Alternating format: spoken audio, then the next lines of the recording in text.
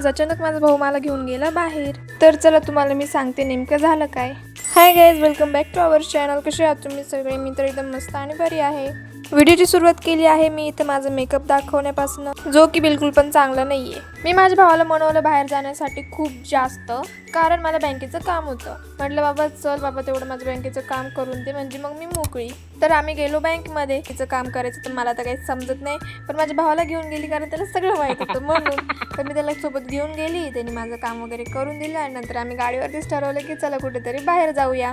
आम्ही चाललोय आता झुडिओला, कारण आमच्याकडे दुसरं काही ऑप्शन नाही फिरण्यासाठी। येऊन जाऊन आम्ही झुडिओला जात असतो, कारण आमच्या एरियामध्ये तेवढंच त्याची जवळ पण आहे आणि फिरण्यासारखं पण आहे।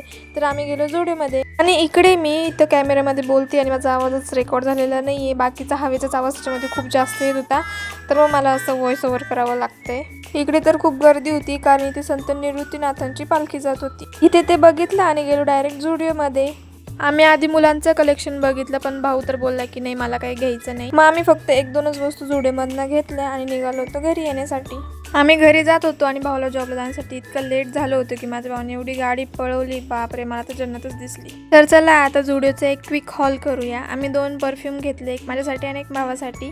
खरं सांगते आम्ही फर्स्ट टाइम ट्राय करणार आहे। नंतर हा झुडिओचा एक लिप बाम घेतला, तो पण भाऊ बोलला की मला यूज करायचं म्हणून। आणि नंतर माझ्याकडे ब्राऊन काजळ नव्हतं, मग मी ब्राऊन काजळ घेतलं कारण मला ट्राय करायचं होतं। तरी मी कणिक सोललं आणि इथं बघा तुम्हाला दाखवते की माझं सोलून सोलून माझे बोटं दुखत आहेत। नंतर मी ते बनवलं आणि मला इच्छा होती खायची, तर बनवलं आणि मी ते खाल्लं, उकडलेलं कणीस। ते अगले व्हिडिओ में।